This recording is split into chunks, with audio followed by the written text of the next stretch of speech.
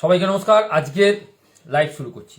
আজকের লাইভের বিষয়বস্তু হচ্ছে যে মানুষের জীবনের সত্যি কি কোনো মূল্য আছে নাকি মূল্যহীন মানুষের জীবন। একটু ক্যামেরাটা সমস্যা হচ্ছে মনে হয়।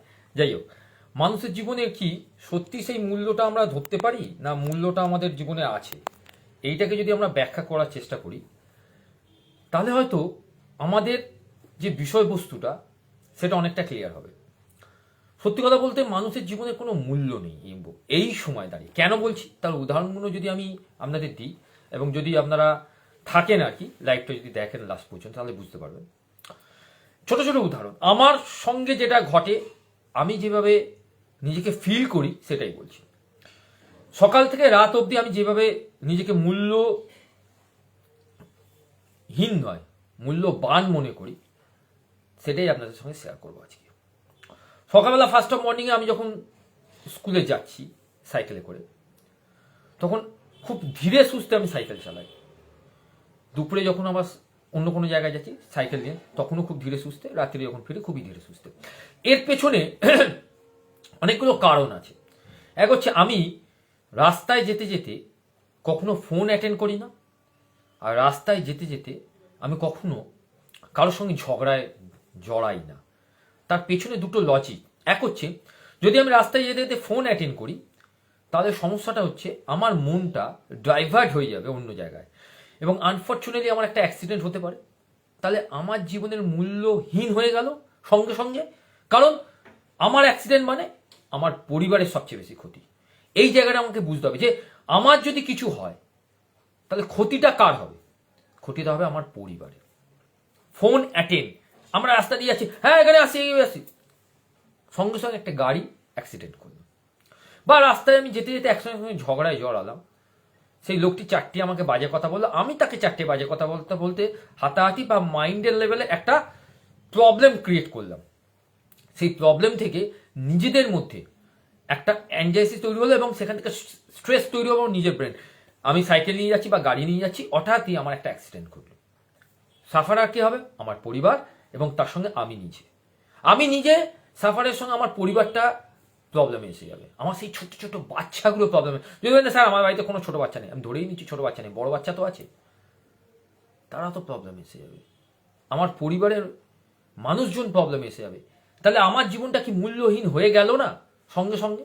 ভাবুন তো এই জায়গা দিয়ে। দ্বিতীয় কথা হচ্ছে আমাদের আশেপাশ থেকে যেসব গাড়ি ঘোড়াগুলো চলে যায়, আপনারা বলবেন স্যার তাহলে আমরা কি আমাদের মতো আমাদের যাকে আশেপাশ থেকে যে গাড়ি ঘোড়াগুলো যে বাজেভাবে চলে যায় তাদেরকে কিছু বলবো না কেন?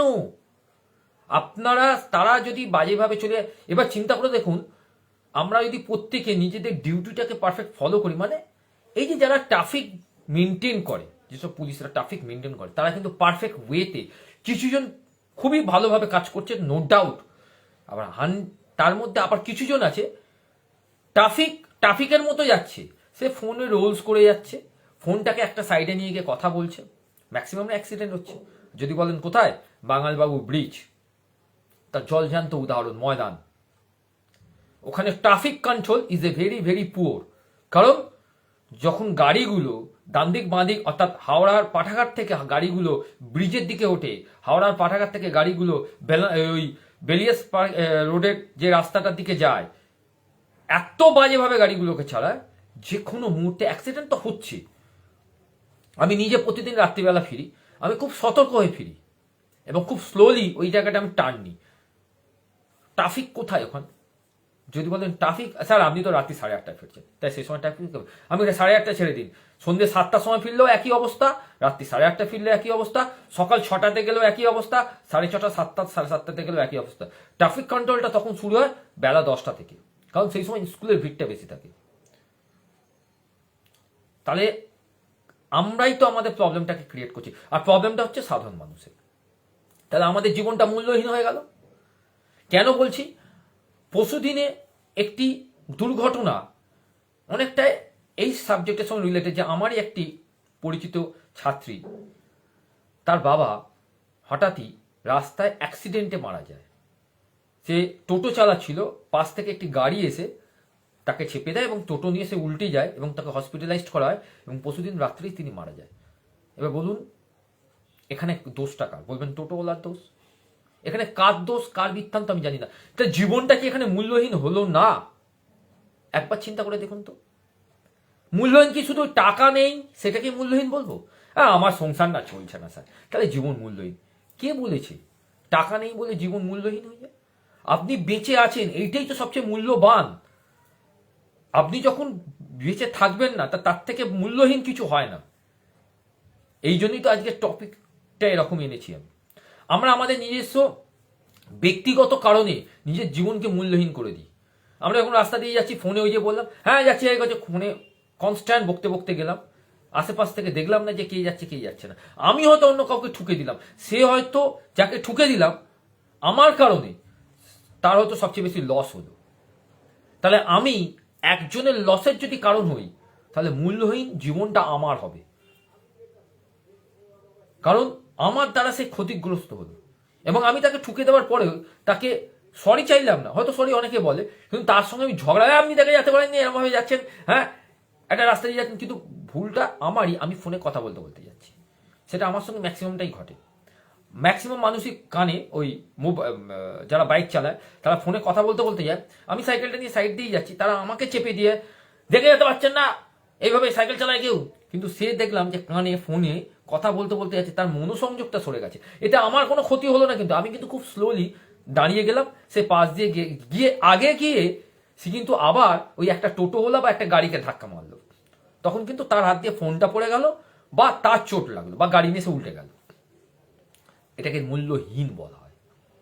মাথায় রাখবেন, আমরা যখন রাস্তায় বেরোবো, দিনের সকালটা বলুন বা দুপুরে যখন আমরা কাজে বেরোবো, আমার পরিবার ওয়েট করে থাকবে আমি কখন বাড়ি আসবো তার জন্য।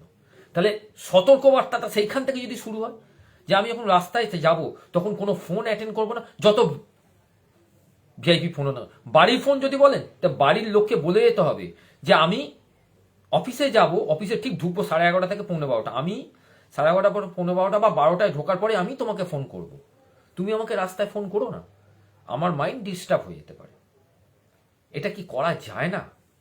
তাহলেই তো জীবনটা অনেক বেশি গোছানো মনে হবে, অনেক বেশি কংক্রিট মনে হবে। আর যদি গোছানোই না হয়, তাহলে এই একটা বড় ফ্ল্যাট, এই একটা বড় গাড়ি, ব্যাংকে অনেক ব্যাংক ব্যালেন্স, তাহলে আমিই তো রইলাম না, তাহলে আমার জীবনটাই তো মূল্যহীন হয়ে গেল। বলবেন স্যার ওইগুলোই তো দরকার, যদি আমি না থাকি আমার পরিবার, আমার বাচ্চারা ভালো থাকবে, আমার স্ত্রী ভালো থাকবে, তাই কি? আপনি যদি না থাকেন তাহলে আপনার বাচ্চারা ভালো থাকবে, আপনার মা বাবা ভালো থাকবে না, আপনার পরিবারের আপনার স্ত্রী হোক বা আপনার হাজব্যান্ড হোক, যদি মহিলা হন তাহলে আপনার হাজব্যান্ড ভালো থাকবে? অনেকে আমরা বলবো যে মরে গেলে বেঁচে যাবো, এটা তো আবেগের কথা, মরে গেলে বেঁচে যাবো। দেখবেন স্যার আমরা খুব সতর্ক হয়ে চালাচ্ছি গাড়ি, আমাদের হবে না, কিচ্ছু সমস্যা হবে না, সতর্ক হয়ে চালাই। তাহলে আমরা তো সতর্ক হয়ে চালাচ্ছি, আপনি যে সচেতনমূলক কথাবার্তাগুলো বলছেন, সচেতনমূলক কথাবার্তাগুলো আমরাই সবসময় সতর্ক হয়ে চালাই, আমাদের কোনো প্রবলেম হবে না স্যার। আমরা অনেক বেশি সতর্ক, আমাদের অনেক বেশি কেয়ারফুলি চালাই। তাই যারা ভুল করছে তাদের কী হবে? এর সহজ উদাহরণ হচ্ছে, আপনার ঘরে বা বাড়িতে একটা লাইটের বোর্ড আছে, কারেন্টের বোর্ড, আপনি হাতে জলটা দিয়ে সুইচটাকে অন করে আপনি ওখানে আঙুল ঢোকাবেন? কখনোই তো করবেন না, কারণ সচেতনতা তো একেই বলে যে আপনি জানেন যে এখানে এর এর বিপদটা কোথা দিয়ে আসবে। তো সেমনি তো রাস্তার বিপদ, আমরা ওইগুলোকে আমরা মেনটেন করি না। আমরা রাস্তা দিয়ে যাওয়ার সময় ফোনটাকে অ্যাটেন্ড করি, আমরা রাস্তা দিয়ে যাওয়ার সময় মানুষ যেখানে ঝামেলায় জড়িয়ে আছে সেখান থেকে একটু উঁকি মেরে দেখলাম কী হচ্ছে, ও আচ্ছা আচ্ছা সেটা ভাবতে ভাবতে গেলাম, বা কিছু একটা জিনিসকে ভাবতে ভাবতে ভাবতে যাচ্ছি, হুট করে একটা অ্যাক্সিডেন্ট ঘটে গেল। এত কিছু ভাবনা কিসে? আমি যেখানে যাচ্ছি সেখানে গিয়ে ভাবি, সেখানে গিয়ে অ্যাটেন্ড করি, বাড়িতে যখন আসি বাড়িতে ভাবি, বাড়িতে অ্যাটেন্ড করি, তাহলে তো ব্যাপারটা ক্লিয়ার থাকে। নাকি নিজেদের মধ্যে নিজের মাইন্ডকে আমি এত বেশি ডিস্টার্বের মধ্যে নিয়ে যাই, তাহলে ফোন ছাড়া আমার একদমই চলছে না, ফোন ছাড়া আমি একদমই সুখী নই, তাহলে আমার পরিবারের বাচ্চাগুলো কি দোষ করলো বলুন? আপনি আগে না আপনার টাকা পয়সা আগে? না যেখানে আপনি নেই সেই টাকা পয়সা দিয়ে সেই বাচ্চাগুলো, বলবেন স্যার সারাটা জীবন চলে যাবে, সত্যি কথা, একদম পারফেক্ট, বাচ্চাদের সারাটা জীবন চলে যাবে, কিন্তু আপনার ফাঁকা জায়গাটা পূরণ হবে তো? মানে আপনি যে জায়গাটা ফাঁকা হয়ে গেল তাদের মনে, একটা বাবার চিত্র একটা মায়ের চিত্র, সেটা ফিল আপ হবে তো? বললেন কেন স্যার দ্বিতীয় বিয়ে তো করতে পারে, সেটা অন্য বিষয়। যারা এতদিন যাকে বাবা বলে দেখে এসেছে, এতদিন সে বাবার যে অনুভূতিটা পেয়ে এসেছে, সেই অনুভূতিটা কোথায় পাবে? চিন্তা করুন, ফিল করুন ভেতর দিয়ে। আমি বলছি বলে কাল থেকেই যে শিখে যাবে না, আপনাকে নিজেকে ফিল করতে হবে ব্যাপারটা। আপনি নিজেকে মূল্যবান মনে করছেন না মূল্যহীন মনে করছেন? যদি আপনি নিজেকে মূল্যহীন মনে করেন, তাহলে আমার কথার কোনো দাম আপনাদের কাছে থাকবে না, বা ও ঠিক আছে ও বকে দিচ্ছে হাঁটা। আর যদি নিজেকে মূল্যবান মনে করেন, কাল থেকে আপনার লাইফস্টাইল চেঞ্জ হয়ে যাবে। আর আপনার লাইফস্টাইল যখন চেঞ্জ হবে না, তখন আপনি সফলতার একটা ধাপ এগিয়ে যাবেন, মাথায় রাখবেন। কেন বলছি বলুন তো? কারণ আপনার মাইন্ড পজিটিভ ওয়েতে সবসময় কাজ করবে। কারণ আপনি জানেন যে রাস্তায় আপনাকে কিভাবে যেতে হবে। আপনার কাছে আপনার পরিবার কতটা বেশি মূল্যবান মনে হবে তখন মনে হবে যে সত্যিই তো, আমি তো এইভাবে ভাবিনি যে আমার জীবনটা এতটা বেশি মূল্যবান। আমরা আমাদের জীবন নিয়ে ভাবি না যে ধর আমাদের জীবন তো মূল্যহীন, ধর আমার কাছে কি মূল্য আছে। কিন্তু না, আমাদের জীবন সবচেয়ে বেশি মূল্যবান আমাদের সেই পরিবারের কাছে, বাচ্চাদের কাছে। কার কাছে কি মূল্যবান, কিন্তু বাচ্চাদের কাছে আমার জীবনটা অনেক বেশি মূল্যবান। আমার বাচ্চার কাছে আমার জীবনটা অনেক বেশি মূল্যবান, কারণ সে আপনাকে আঁকড়ে ধরে বেঁচে আছে। এখানে অন্য কিছু আমি দেখবো না, মা বাবাকে দেখবো না, হাজব্যান্ড ওয়াইফকে দেখবো না, কিচ্ছু দেখবো না, নাথিং, জিরো। একটা বাচ্চার সামনে আপনার জীবনের মূল্যহীন মূল্যবান এই দুটোকে আপনারা দান করান। উত্তরটা আপনারাই দেবেন, উত্তর আমি দেবো না। কারণ উত্তরটা দেওয়াটা আর না দেওয়াটা ডিপেন্ড করবে আপনাদের উপর, আপনারা কি ভাবছেন।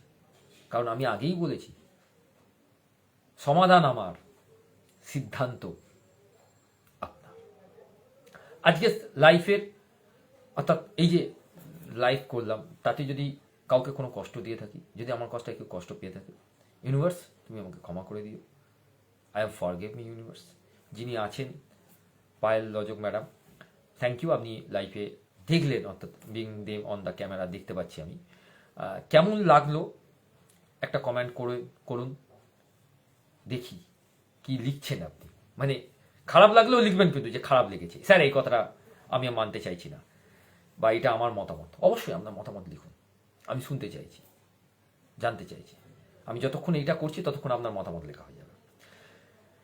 থ্যাংক ইউ ইউনিভার্স, এই কারণে যে ইউনিভার্স তুমি আমাকে বাঁচিয়ে রেখেছো, ইউনিভার্স তুমি আমার বাচ্চাদেরকে ভালো রেখেছো, ইউনিভার্স তুমি আমার মা বাবাকে ভালো রেখেছো, ইউনিভার্স তুমি আমার চোখ, নাক, কান, হৃৎপিণ্ড, নিঃশ্বাস নিচ্ছি সেটাকে বেটার রেখেছো। ইউনিভার্স তুমি নিজেকে, অর্থাৎ আমাকে তুমি অনেক ভালো রেখেছো, তার জন্য I love you universe. I love you universe এই কারণে তো তুমি এই জগৎকে ভালো রেখেছো, ব্যালেন্সকে ঠিক রেখেছো। প্রত্যেকটা মানুষের মধ্যে যে ইউনিক জিনিসটা আছে, অর্থাৎ ইউনিক মানুষগুলো আছে, তাকে সামনে আনার চেষ্টা করছো। Universe I love you universe. তুমি কারোর কোনো ক্ষতি করতে পারো না, তাই সবাই আমরা তোমাকে ভালোবাসি। ইউনিভার্স তোমাদের কাছে আমরা সবাই কৃতজ্ঞ যে একটা সুন্দর পরিবেশ, সুন্দর সকাল তুমি সবসময় আমাদের গিফট করো। তার জন্য ইউনিভার্স আমি খুব খুব খুশি এই কারণে যে সুন্দর সকালের জন্য আমরা সবাই তোমার কাছে কৃতজ্ঞ। এবং কৃতজ্ঞতা এই জায়গা থেকে, এবং আরেকজন এসেছে যে লাইভে এলো আরেকজন, তাকেও বলবো যে একটু কমেন্ট করতে, রিপ্লাই করতে। কেমন বিষয়টা, শুধু একটা বিষয় যে আপনার জীবনের মূল্যবান, আপনার জীবনটা কি মূল্যবান না মূল্যহীন, শুধু এইটুকুনি লিখে দিন, হ্যাঁ আমার জীবন মূল্যবান, উত্তরটা আমি পেয়ে যাব। আর যদি মনে করেন যে না আমার জীবন মূল্যহীন, সেটাও লিখে দিন, তার উত্তর আমি পেয়ে যাব। আমি খুব ভালো আছি, খুব ভালো আছি, ভীষণ ভালো আছি, খুব ভালো আছি, খুব ভালো আছি, ভীষণ ভালো আছি, ভীষণ ভালো থাকছি, আছি আছি আছি, ভীষণ ভালো আছি। ভালো থাকবো না কেন? ভালো থাকার জন্যই তো এই ধরনের লাইভগুলো করা। আমি কখনোই নিজেকে বলি না যে আমি খুব খারাপ আছি। আমাকে সবাই জিজ্ঞেস করে, আমি বলি সবসময় আমি ভালো আছি, ভালো থাকছি, ভালো থাকবো, এইটাই তো লাইফ। খাওয়া দাওয়া ব্যালেন্সের মধ্যে আছে, যেটুকুনি খেলে শরীর অকেজো হয় না, যেটুকুনি খেলে শরীর ভালো থাকে, তাই খাচ্ছি। থ্যাংক ইউ সবাইকে। কালকের লাইভ আবার একটা নতুন বিষয় নিয়ে আসবো ঠিক রাত্রি 9:30টায়। ততক্ষণের জন্য আপনারা সবাই সুস্থ থাকছেন এই আশা রেখে আজকের লাইভ